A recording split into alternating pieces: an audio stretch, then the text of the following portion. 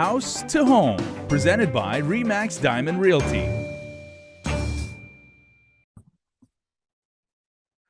Oh my goodness, is it Tuesday already? My mind and maybe my sleep patterns are still back in the primary election, but you may have noticed that Liz and Gina from RE/MAX Diamond Realty Guam gave me some of their time. And ladies, first of all, thank you for your insight on the election.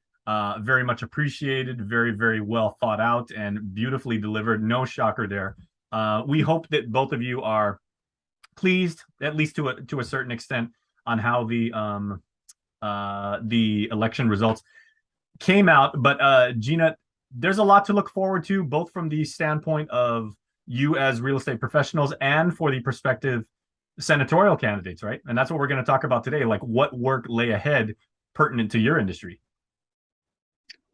Yeah, as you know, Liz and I keep track of certain things that affect our industry. Oh boy, here we go. Vroom, vroom, vroom. This is why transparency in our government is absolutely critical. But we've kept kind of an eye on some bills that we had invested our time, not just us, but other people in the community, other professionals. And so this is what I want to say to the senators who are asking to be elected. What happens? We've got a couple of bills in particular that we've been keeping our eye on, and one of them was Senator Lee's bill. And basically the gist of that bill at the time was to eliminate homes from being built on parental subdivision, because on parental, the lot sizes, and this is over the Guam aquifer area. So basically from central to north, so only that area. Her bill, the intent of the bill was if you had a parental lot, so your lot size was, what we refer to as 100 by 100, right? I think most folks say 100 by 100, but these are 929 square meter lots.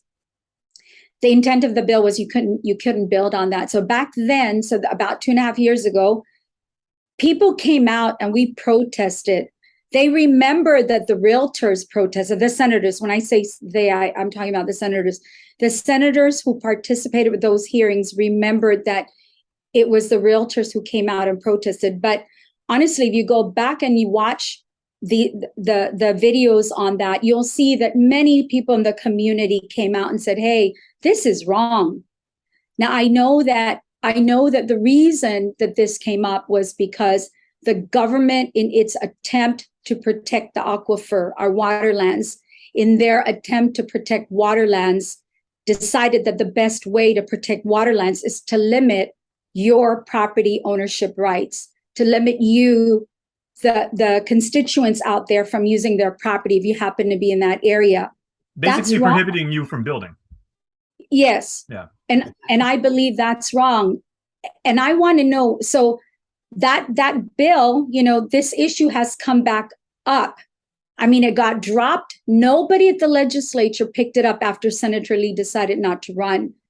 If the issue was that important, if protecting our water is that important, why wasn't it picked up? Why wasn't an alternative solution other than I'm going to limit property owners' rights? Why wasn't an alternative solution proposed? The reason it's come up now is because instead of passing a law that says we cannot build on our property if we're in that area, what ended up happening is EPA started to say, no, we're not going to give you a building permit.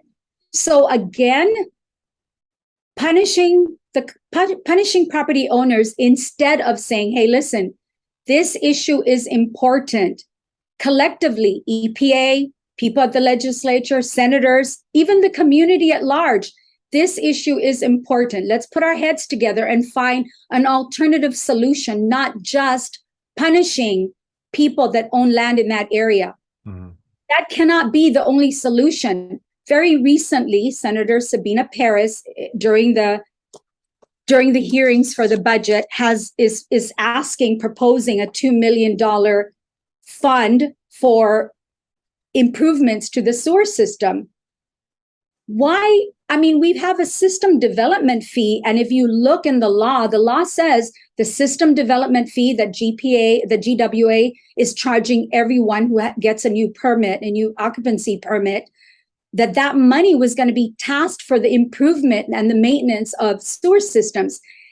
And I'm just saying, if not for public outcry, if not for me and Liz meeting with the people at EPA and calling the senators, if this issue is so important, why hasn't any senator stepped up and said, before we got involved, before the community got involved, why didn't they step up and say, okay, we're picking up the ball from where Senator Lee left off, because this issue is a big issue and we're really concerned about protecting our water, other than just punishing constituents. To be fair, let me ask what I guess is a somewhat relative question, though, is have either of you talked to former Senator Regine Biscoe-Lee since then, now that she's no longer, sitting in the legislature, about that idea and what could possibly come out of it? We have not spoken with her. And then when she introduced that bill, there was some work on fixing the bill to introduce nitrate reducing systems, but then nothing happened. And from what I gather, they thought that it was not brought up because of the public outcry, so they left it alone. Now that has been 2 years ago, and now the reason it was brought up, Gina and I actively queried government officials, EPA, because they continued to deny building permits. And we feel that it's totally unfair. And they said it's within the guidelines of the law. And our active participation here is to help review the amendments to the law that Senator Sabina Paris is proposing. But in that bill, there are some scare tactics that I think should be erased from that, because there's no, they refer to blue baby syndrome that could be a result of nitrates infiltrating our water. Now, I think the thing we fight here is, where is the concrete evidence that the nitrates, there are some evidence of nitrates being introduced into the system, but where is the concrete evidence that it has to do with septic tanks? So in any event, I think the solution has to do with the nitrate reducing systems that will be part of this bill. But there's still some items in there that we're working on, and we're meeting with them. The lieutenant governor has also gotten involved to review this. I think Gina and I's objective is to get as many government officials' eyes on this, because it's totally unfair to deny the people of Guam the ability to build on property that their parents gave them, because they're referring to the law and the effects it would have on our aquifer. We're all for protecting the aquifer, but within reason. And as we put it, the environment, yes, is important, but how about the people? So here's the executive summary version for those of you watching, because obviously Liz and Gina have done their due diligence getting into the public policy, both in draft format and what is actually now enforceable. But basically, if you have property that has been passed down to you from your ancestors, even just one generation removed, you cannot build on it if your property happens to be within that part that the aquifer on Guam covers, our waterlands, right? If that doesn't happen and you can't build for yourself, you can't build as a potential commercial investment. So now your property is valuable only on paper. Practically, this means that your family property is worth nothing, right? That's right. Practically condemned. It's an asset that has no value. I'm encouraging everybody who's running for office, all the people that this are running. This is free market research for all the senatorial candidates right here. Yeah, what I'm saying is, this bill obviously 2.5 years ago was important. Public outcry, it got dropped like a hot potato. If the environment is so important, where are you guys? Why does it get dropped just because the public cries out and doesn't like the solution you came up with? Come up with better solutions, and there will be no outcry. There will be cooperation and encouragement. And that is the one thing that both of you emphasized when we had that election night interview is you said you are more than willing to be part of the solution and to work together. You know, it's not just, okay, well, you know, I'm a civilian and you're an elected official, go get it done. You guys are saying you want to be part of that dialogue. Always. That's correct. Mhm. And if there's, you know, again, we keep nailing the anomalies associated with the studies that they produce. So we're looking at it and reviewing it just to see, hey, where's the correlation? So justification to prevent you from building a home just doesn't cut it. So we continue to press forward with reviewing the amendments to the bill until such time we feel like, okay, this is something that's workable, that benefits the people of Guam, then fine, we'll stop our ranting and raving.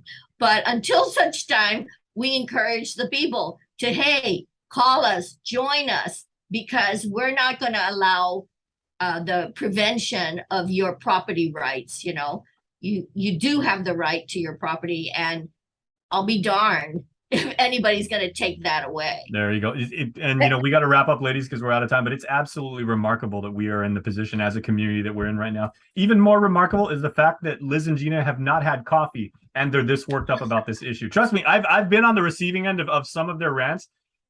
It's educational for me, but it's also quite the scary place to be. So, so ladies, hopefully there will be some progress out of this. And, you know, by no means is this the last time that we are going to bring this up, because you're going to continue to bang that drum. We welcome all the new senators that will come on board. Please get involved. Call us. Yeah. There you go. So a phone works both ways, guys.